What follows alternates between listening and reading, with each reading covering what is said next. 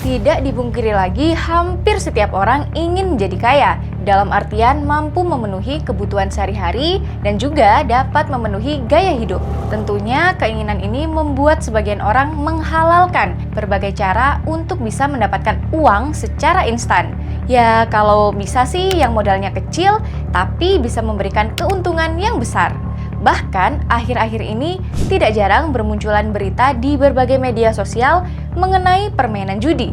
Seperti yang telah kita ketahui, judi identik dengan permainan yang biasanya dilakukan oleh orang dewasa dengan cara mempertaruhkan uang atau barang berharga.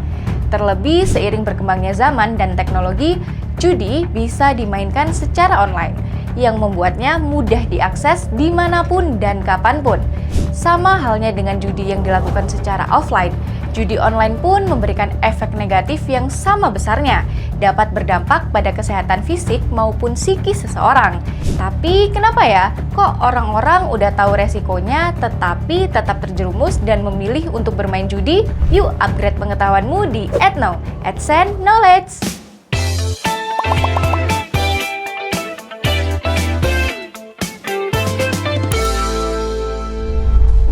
Kalau ngomongin soal judi, pasti sudah tidak asing lagi kan? Ada judi offline yang pelaksanaannya secara langsung, dan judi online yang sebaliknya, tidak langsung atau sesuai namanya online, melalui saluran yang terkoneksi.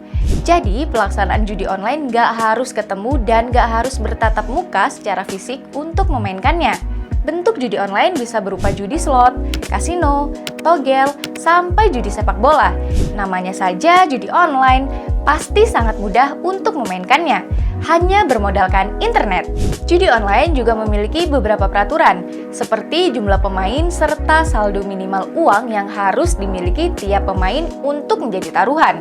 Semakin banyak pemain, biasanya pelaku pemilik platform judi online atau pengelolanya akan menjanjikan hadiah yang semakin besar. Tak jarang banyak orang yang tergiur dengan uang panas ini dan menganggap akan menjadi kaya mendadak berkat mencoba peruntungan mengikuti permainan judi online ini. Terlebih saat pandemi COVID-19 kemarin melanda, banyak orang yang jenuh bahkan kehilangan pendapatan yang tentunya membuat sejumlah orang di Indonesia mengadu nasib lewat judi online. Padahal memilih untuk terjun ke permainan judi tersebut adalah pilihan yang sangat salah. Berdasarkan penuturan Direktur Jenderal Aplikasi Informatika, Kementerian Komunikasi dan Informatika atau Kominfo, Indonesia memang saat ini diserbu oleh banyaknya aplikasi judi online, dan itu berasal dari negara luar yang hukum negaranya melegalkan atau membolehkan. Dan ini tentu bertentangan dengan hukum di Indonesia yang melarang keras permainan judi. Meskipun dilarang di Indonesia, tapi tetap saja judi dari luar bisa masuk ke Indonesia melalui berbagai cara. Apalagi didukung oleh kemudahan mengakses internet. Biasanya modus penawaran judi online dilakukan melalui SMS Blast, suatu metode pengiriman pesan singkat melalui kanal SMS dengan menggunakan nama perusahaan sebagai pengirimnya, atau dengan kata lain, bukan dikirim oleh nomor seluler pada umumnya. Biasanya sih nomornya mencurigakan dan sering spam promosi. Selain SMS Blast, judi online juga menggunakan teknik mirroring. Jadi, situs judi tersebut memanfaatkan sejumlah situs milik suatu lembaga, bisa lembaga pemerintahan, institusi pendidikan, dan lainnya, di mana dibuat domain yang identik dengan situs targetnya dan membuat situs tiruan yang mirip dengan situs asli lembaga target. Alasan mirroring ini digunakan adalah untuk mengelabui cyber dari Kominfo, sehingga situsnya tidak terkena blokir. Teknik ini bahkan pernah singgah di subdomain Kominfo, akibatnya iklan judi online pun bermunculan di situs tersebut. Berbahaya sekali ya. Kamu harus waspada juga ya Sobat Adsen. Permainan judi online sudah diatur dalam UU ITE pasal 27 dan pasal 45. Judi online itu termasuk salah satu penyalahgunaan informasi dokumen elektronik serta tindakan asusila yang berlaku di Indonesia. Oleh karena itu, siapapun yang terlibat dalam permainan judi online akan dihukum pidana penjara paling lama 6 tahun atau denda paling banyak 1 miliar rupiah. Bukan tanpa alasan pemerintah membuat peraturan seperti itu.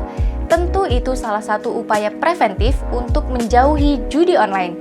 melihat dengan mudahnya menemukan iklan judi online yang hampir selalu muncul di berbagai platform media sosial, terutama website yang dapat diakses secara bebas. Tentu memberikan kemudahan bagi platform tersebut menggiring korban untuk tertarik ke ranah perjudian tersebut. Bahayanya, platform judi online itu bisa dapat dengan mudah mengakses data pengunjung website untuk kemudian dihubungi dan ditawarkan permainan judi mereka melalui nomor telepon pribadi loh.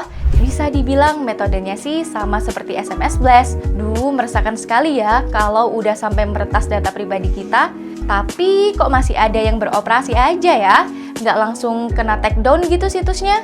Pemerintah, khususnya Kominfo, sudah melakukan berbagai upaya untuk memberantas judi online yang masuk ke Indonesia. Lalu, untuk mempersempit ruang gerak promotor judi online di Indonesia, pemerintah juga memblokir rekening-rekening yang digunakan untuk perjudian online. Sejauh ini, Kominfo telah memberantas memutus akses konten judi online sebanyak 846.000 sekian konten. Dan seminggu terakhir sejak tanggal 13 sampai 19 Juli 2023, Kominfo memutus akses judi online sebanyak 11.300 sekian konten. Wow, banyak sekali kan?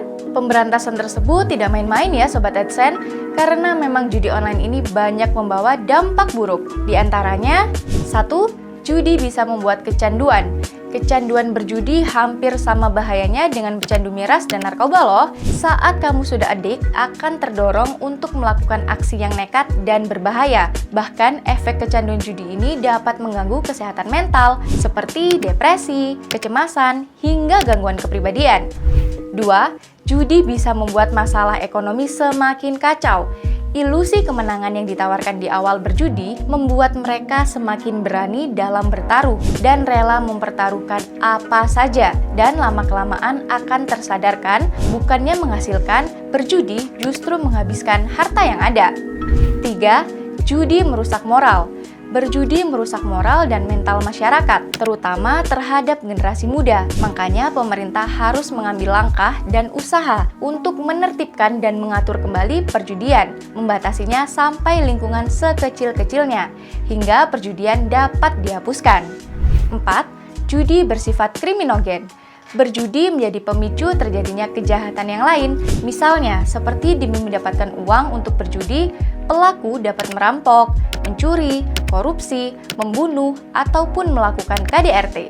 Sebagai contoh, seorang pria di Jakpus yang nekat mencuri 11 unit HP dari konter untuk modal judi online. Lalu ada juga seorang pria di Medan, residivis curanmor, yang kembali mencuri motor demi main judi. Dari sini dapat diketahui kan, kalau pengaruh judi itu sangat buruk. Apabila seseorang sudah ketagihan akan menghalalkan segala cara, termasuk melakukan kejahatan. Kamu pasti nggak mau masuk ke dalam lingkaran kejahatan itu kan? Makanya jangan sekali-kali mencoba judi ya.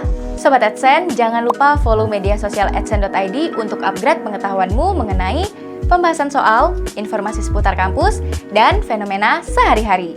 Sampai jumpa, salam pintar!